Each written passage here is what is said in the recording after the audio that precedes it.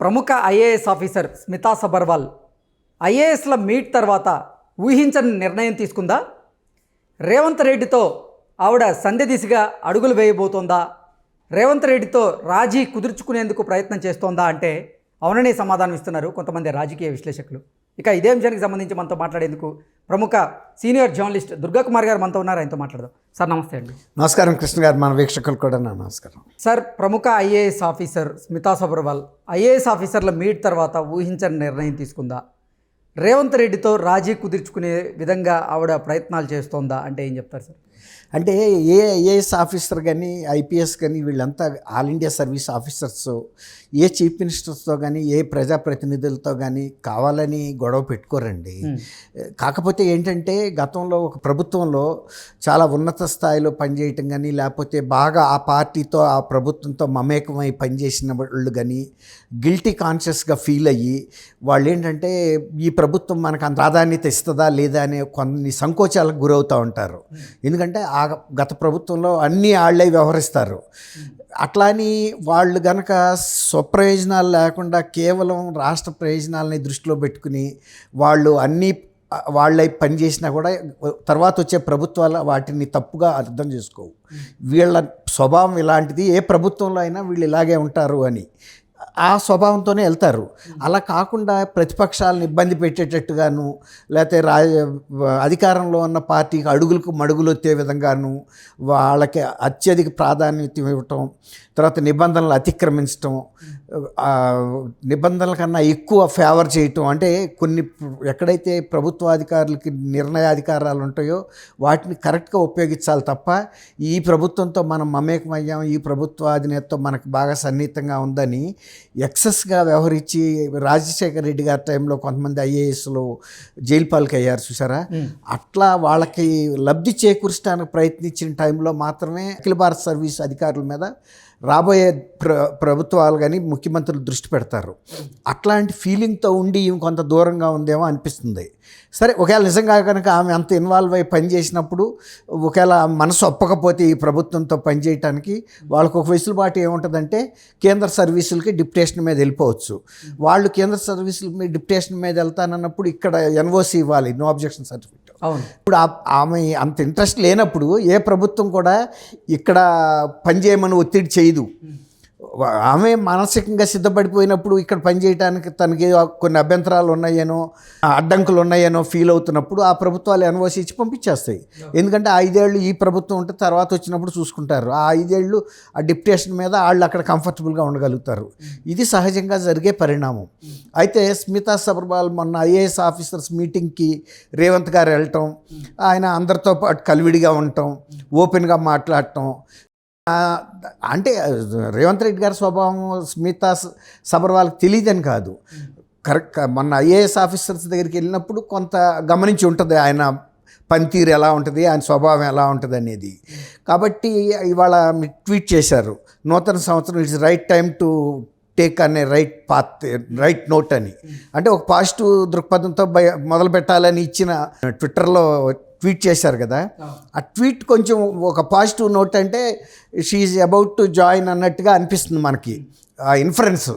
కాబట్టి రేవంత్ రెడ్డి గారితో this is time to restart on the right note అంటూ ఆవిడ అందరికీ విషెస్ చెప్తూనే ఈ ట్వీట్ని ఈ రకంగా ఈ ఉద్దేశం లైన్ ఒకటే హైలైట్ అవుతుందండి. Is right time to right work అనే పాజిటివ్ నోట్ అనేది. అది ఒక మంచి సృద్భావ దృక్పథంతో మొదలు పెట్టాలి అన్నట్టుగా ఇచ్చారు. కాబట్టి బహుశా ఆమె కొంత మానసికంగా ఆలోచనలో పడి రేవంత్ రెడ్డి గారితో ఈ ప్రభుత్వంతో పనిచేస్తే ఏమి ఇబ్బంది ఉందనే ఒక ఫీలింగ్ వచ్చినట్టు అనిపిస్తుంది. రెండోది ఏంటంటే ఇతర అధికారులు కూడా చెప్తారు కదా, ఆ ప్రభుత్వంలో పనిచేసి ఈ ప్రభుత్వంలో జాయిన్ అయిన తర్వాత వాళ్ళేం మమ్మల్ని విభజించి చూడటం లేదు, మా పట్ల వివక్ష ఏం లేదు, ఆత్మీయంగానే ఉన్నారు అని చెప్పుంటారు కదా. అప్పుడు ఆమె కూడా అర్థమై ఉంటుంది. అందరూ అట్లా ఉండరండి ముఖ్యమంత్రులు. అసలు ఐఏఎస్ మీట్లో ఏం జరిగింది సార్? ఆ మీట్ తర్వాత స్మితా సబర్వాల్ ఈ సంచలన నిర్ణయం, ఈ ఊహించని నిర్ణయం తీసుకోవడానికి కారణం ఏంటి? ఏదైనా జరిగి ఉండొచ్చా? ముఖ్యమంత్రి ఐఏఎస్ అధికారులను కలిసినప్పుడు ఏం చెబుతారండి, మీరు కూడా మాకు ప్రభుత్వంలో భాగస్వాములే, మీరందరూ కూడా బాగా కష్టపడి పనిచేయండి, మంచి దృక్పథంతో ప్రజల సమస్యలను అటెండ్ అవ్వండి, మీరు మనసు పెట్టి పనిచేయండి, మా సహకారం మీకు ఎప్పుడూ ఉంటుంది. అట్లా అంటే రేవంత్ రెడ్డి గారు అందరు ఐఏఎస్లతో మాట్లాడినట్లుగా స్మితా సబర్వాల్ గారితో కూడా మాట్లాడుండొచ్చా? అందుకే ఆవిడ మళ్ళీ తన వర్క్ని రీస్టార్ట్ చేయడానికి తను సిద్ధమయ్యారని మనం భావించవచ్చా? అంటే ఏం చెప్తారు సార్? స్మితా అగర్వాల్కి రేవంత్ రెడ్డి గారికి గట్టి పంచాయతీలు ఏం లేవు కదండి. ఇప్పుడు ఇతర ఐఏఎస్ ఆఫీసర్ లాగానే ఆమెని పలకరిస్తారు. ఇప్పుడు ఆమె వచ్చి కలవకపోయినందువల్ల రేవంత్ రెడ్డి గారు మైండ్లో పెట్టుకునే మనిషి అయితే అసలు ఆయన ముఖ్యమంత్రే కాడు. అట్లాంటి కుంచితమైన మనస్తత్వం ఉంటే ఆయన ఎప్పుడు కూడా విశాల దృక్పథంతో ఉంటారు. వచ్చి కలిసే వాళ్ళు కలుస్తారు, కలవని వాళ్ళు కలవరు. ఇప్పుడు ఐఏఎస్ ఆఫీసర్లకు వ్యక్తిత్వం ఉండొద్దని మనం అనం. వాళ్ళకున్న వ్యక్తిత్వాన్ని బట్టి వాళ్ళకి ఏమైనా రిజర్వేషన్స్ ఉందనుకోండి, ఈ ప్రభుత్వం పట్ల కానీ లేకపోతే ముఖ్యమంత్రి పట్ల కానీ వాళ్ళు కలవకుండా ఉండి కూడా వాళ్ళు సెంట్రల్ గవర్నమెంట్కి డిప్యుటేషన్ మీద వెళ్ళిపోయి వాళ్ళకి మనసుకు నచ్చిన సాట పనిచేయచ్చు. ఈ ప్రభుత్వంలో లేకపోతే ఈ తెలంగాణలో టీఆర్ఎస్ మాత్రమే ప్రభుత్వం, మిగిలిన ప్రభుత్వాలకి ఇక్కడ హక్కు లేదని ఫీల్ అయితే లోన వెళ్ళిపోవచ్చు. కానీ మొన్న ఐఏఎస్ ఆఫీసర్స్ దగ్గరికి వెళ్ళినప్పుడు ఆయన విశాలంగా అందరితోనూ ఆత్మీయంగా మాట్లాడిన తీరు, ఈమెతో కూడా మాట్లాడి ఉంటారు. ఈమెనేం డిస్క్రిప్షన్ వివక్ష చేసి ఇవి రాలేదు కాబట్టి ఆమెను వదిలిపెట్టి పక్క వాళ్ళని మాట్లాడ్డు కదండి. అందరితో పాటు ఆమెను కూడా ఏమండి ఎలా ఉన్నారు స్మితా సబర్వాల్ గారు, మీరు అది ఇది పిల్లలు బాగున్నారా అని అడుగుతారు కదా. అంతేగాని అక్కడ రాక వచ్చి ఆమెను వదిలేసే అంత అనాగరికుడు కాదు కదా ముఖ్యమంత్రి గారు. అందువల్ల మిగిలిన వాళ్ళు చెప్పిన ఫీడ్ను బట్టి కానీ ఇప్పుడు ఫస్ట్లో ఉన్నంత ఫీలింగ్ ఇవాళ ఉండదు కదండి. టైం మారుతున్న కొద్దీ ఆమె కూడా గత ప్రభుత్వం అంటే ముఖ్యమంత్రిగా చంద్రశేఖరరావు గారు తప్ప ఇంకెవరు కనపడరు.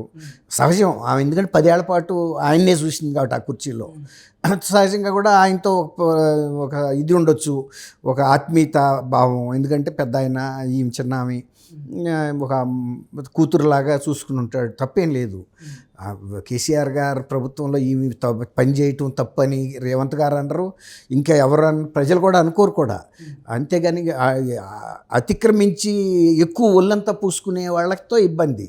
ఇప్పుడు ఆమె నిన్న ఐఏఎస్ మీట్లో రేవంత్ గారి ప్రవర్తన, స్వభావం, ఆయన యొక్క మాట తీరు ఇవన్నీ గమనించిన తర్వాత ఈ ట్వీట్ని బట్టి చూస్తే కొంత ఆయనలో మానసికంగా కొంత సిద్ధమైంది ఇక్కడ పనిచేయటానికనే భావన వస్తుంది ఎవరికైనా.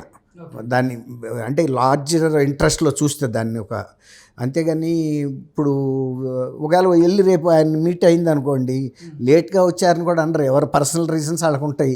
ఆమెకు ఆరోగ్య రకంగా ఉండొచ్చు, లేకపోతే కుటుంబ పరంగా ఏమైనా ఇబ్బంది ఉండొచ్చు, ఇంకేమైనా కూడా ఉండొచ్చు కదా. అందువల్ల ఆమెని ఫోల్డ్లోకి తీసుకోవడానికి ఏం ఇబ్బంది అయితే ఉండదు నేను అనుకోవటం. అందులో ఆమె ఎఫిషియెంట్ ఆఫీసరే కాబట్టి నేను అనుకోవటం ఇవన్నీ పాజిటివ్ నోట్తోనే అన్నట్టు న్యూ ఇయర్ స్టార్ట్ అవుద్దని అనుకుందాం.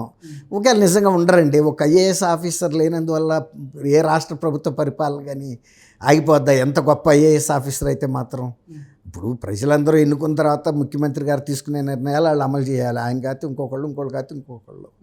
అంతేగాని ఐఏఎస్ కొంతమంది ఐఏఎస్లు ఐపీఎస్లు ట్రాన్స్ఫర్లు అయినప్పుడు ఆ జిల్లా ప్రజలు ధర్నాలు చేసిన సందర్భాలు కూడా ఉన్నాయి, ఆపండి అని. ఎందుకంటే ఆత్మీయత, వాళ్ళ మీద ఉన్న నమ్మకం, వాళ్ళ నిజాయితీ ఇవన్నీ పనిచేస్తాయి. ఒక్కోసారి వీలు కాని పక్షంలో ఈ నిజాయితీ ఆఫీసర్ సేవలు ఇంకోసారి కావాల్సి వచ్చినప్పుడు ప్రజల అభిప్రాయాన్ని కూడా పక్కకు తోసి తీసుకెళ్ళిపోతారు. ఇంకొక ఆఫీసర్ వచ్చినప్పుడు ఆయనకి 100 మార్కులు పడితే రెండో ఆయనకి 80 70 పడుతుంది.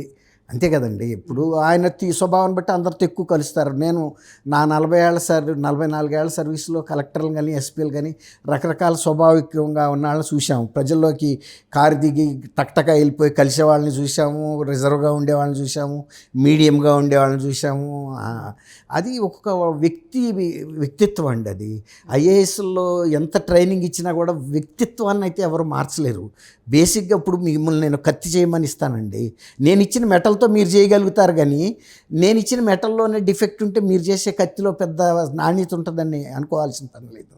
అట్లా ప్రతి వ్యక్తి స్వభావాన్ని బట్టి ఐఏఎస్లో కూడా ఐపీఎస్లో కానీ వాళ్ళ వర్కింగ్ పనితీరులో చాలా తేడాలు ఉంటాయి.